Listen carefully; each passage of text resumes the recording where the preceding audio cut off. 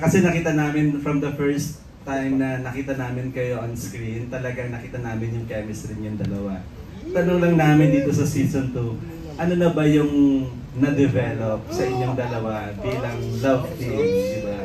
Siyempre pagka love team daw kayo, di ba, parang mas na-develop yung friendship, yun. Parang ganun. Sa inyo, ano na yung na-develop sa inyong dalawa? Ikaw na. Ikaw na lang. Ikaw na lang.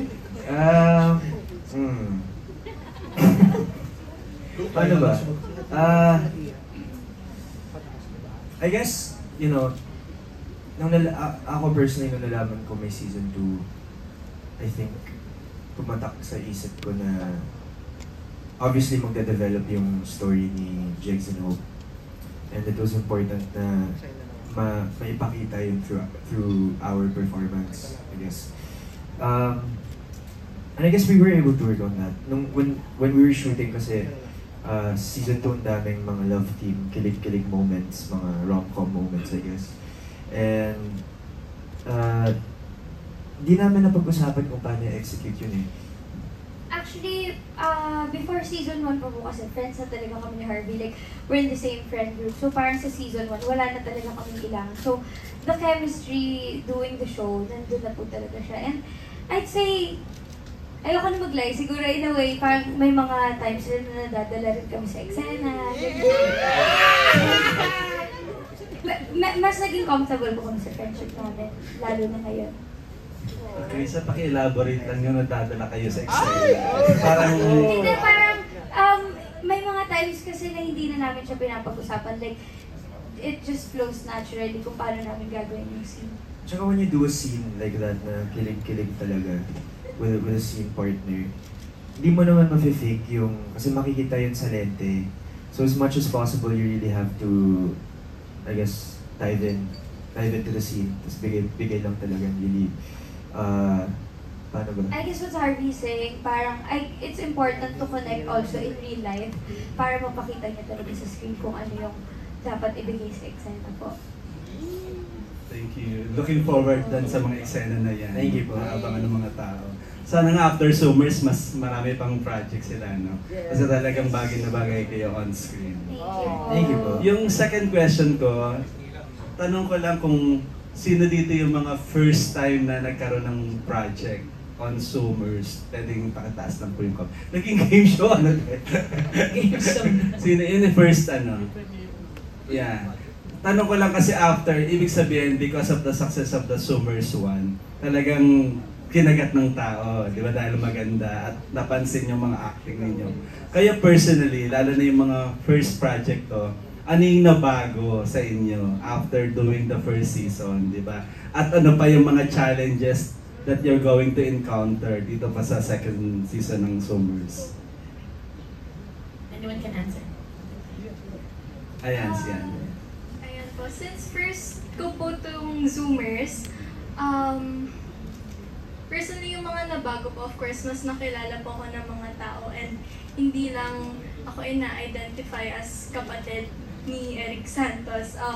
Mas sinasabi po nila na, siya yung Juniper sa Zoomers, you know. And, ayun po, mas marami pong nakakilala sa akin. And for challenges naman, I think, mas na-pressure po ako kasi nung season 1, yung character ko po, si Juniper, hindi po talaga siya kapansin-pansin sa season na yun. Parang lumabas lang po siya nung first episode, tapos lumabas na naman siya nung last episode.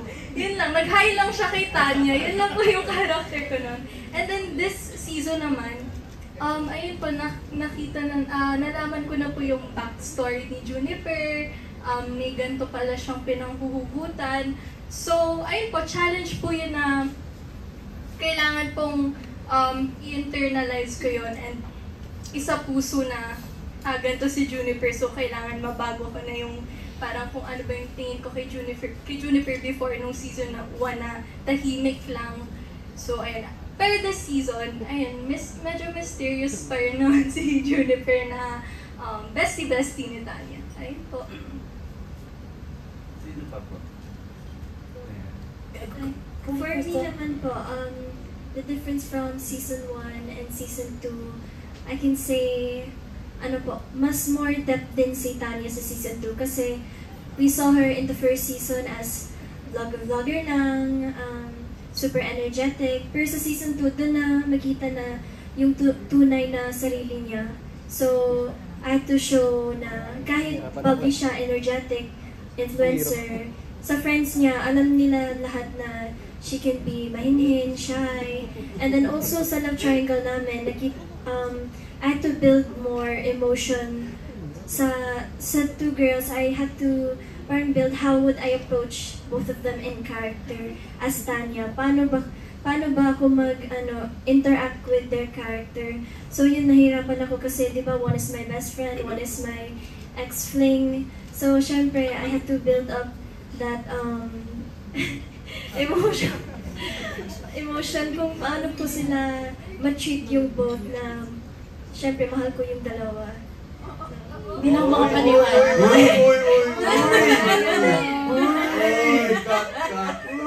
Erase. Na-shock lang ako nung narinig ko yung fling. Tapos ang hini ni Baby Crystal. Pagano'n ako. Thank you, Crystal. Sabel! Sa akin naman po, Zoomers is actually my third project with ABS. So, nag-start po ako sa The Entitled and then Love in 40 Days with Loisa and Ronnie. And then now, here sa Zoomers. So, medyo yung transition sa Love in 40 Days to Zoomers is very hard for me kasi nag-start talaga ako sa ABS as a kontrabida. So, dito sa Zoomers, si Beth ay sobrang layo sa pagiging kontrabida. So, yun po yung naging transition ng character ko. Yung nagbago naman sa akin, like Hadia said, yan mas maraming nakakilala sa akin. And may nagsasabi din na, oh, siya ng Zoomers, nandun siya, gano'n. So parang nakaka-proud sa feeling na makikita ng tao na, oh, you're included sa Zoomers, parang gano'n. And then yung struggle naman na naranasan ko with Beth, kasi sa season 1, di ba hindi naman siya masyadong na-introduce pa. So kaibigan lang ako ni Tanya, pinakita. So nagkaroon ako ng struggle with her character development. So hindi ko alam ano ba yung backstory niya. I needed to study everything. Kailangan ko alamin saan ba siya nagmula, bakit siya ganyan, ano ba magulang niya, bakit siya na in love, bakit ganito. So sobrang nahirapan ako sa part na yon sa character development ni Beth. But I'm very thankful to Direk Kevin. Tinulungan niya ako and medyo nawala yung stress ko kasi kabado ako nung buong season 2, I admit, buong taping ng season 2. But nawala lahat yan because of Derek Kevin. And I'm grateful to be a part of Zoomers. Thank you, Isabel. Kinakabahan din ako ngayon kasi kinausap ko lang si Derek Kevin talaga. Sabi, Derek, kailangan mo ng pera, magtrabaho. Thank you, Derek. Thank you, Isabel. Si Zach naman. Let us hear your thoughts. Well, sorry, can you hear me? Yes. My last show kasi was Team Clash. Pero aside from, kasama si Luke. Pero aside from Team Clash, I did other shows and I don't think I'm allowed to say yet. Pero I think I do have what it takes to become a kontrabida. I don't know kasi parang I noticed with the roles that I did, like my first show, Tara G, Teen Clash, parang the characters kinda relate to Direk Martin. And I don't know, parang it feels very natural for me to become a villain. Pero at the same time, I don't want people to just don't look at me as a villain, you know. Parang gusto ko pa rin maging leading man at some point. So I kind of wanna become versatile. So yun, that's I just wanted to share. Thank you, Zach. Don't worry, hindi ka namin nakita as villain all the time. May pagkamukhang angel naman ikaw, so okay lang yun. Ayan. Erica! Hi. So, yung previous projects ko po was mainly kontrabida din. So, I did Unbreak My Heart before. So, parang ang role ko dun nangaagaw. So, parang parang kontra bida roles. Pero dito sa role ko for Mika sa Zoomers, ang pagbabago from season 1 to season 2. Sa season 1 kasi hindi masyado napakita kung paano ang pagiging ate ni Mika kay Jigs. Pero ngayon sa season 2, mas makikita nyo kung gaano niya mahal si Jigs and how much he is affected her being kung sino siya ngayon at kung bakit siya sobrang independent, ganon. Tapos, dito sa season 2, mas napakita din yung, kasi mahilig din ako sa mga sexy roles. So, dito sa... dito sa season 2, parang sabi ko, ay, it's my chance. Okay. So, ayun lang. Parang nagustuhan ko lang, syempre mag-2P, syempre magpakita. So, syempre nag-prepare ako ng katawan ko, nag-diet ako. Syempre, dapat sexy ako, walang mga taba-taba na lumalabas pag kumikimbit ako. So, yun lang naman. Kaya, nakita niyo naman sa, sa trailer, nakaganyan pa ako. Kaya kailangan walang mga taba-taba. So, yun lang naman. Yun lang preparation ko. Payat lang, magpapayat. Tapos, sa season 2, mas mapakita nyo kung sino si Mika sa pagiging ate niya. And of course, meron din love triangle na mangyayari. So, may dalawang lalaki na they're fighting for me. Sino? Ay, sige. Hindi na tayo sino. Baka ma-spoil. Thank you, Erica. Back to you, Sir Aaron. Nikki, si Ralph Ay, ata sige. mismo sa iyo. Go ahead, Ralph. So yun nga po, first show ko yung Zoomers season 1. So very grateful po ako na pinagkatiwalaan ako sa role ni Atom. And especially after season 1 came around, big changes happened kasi yun nga po, nasama din po ako sa High Street. So very thankful din po ako sa opportunity na yun. To be able to develop pa yung acting skills ko. Tapos lalo na nung dumating tong season 2, I was like, ito na yun. Ito na yun.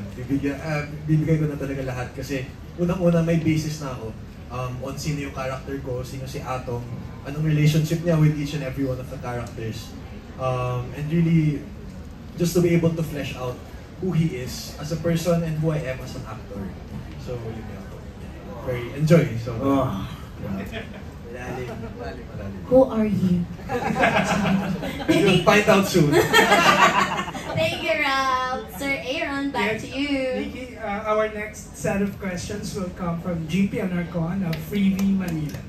Thank you po.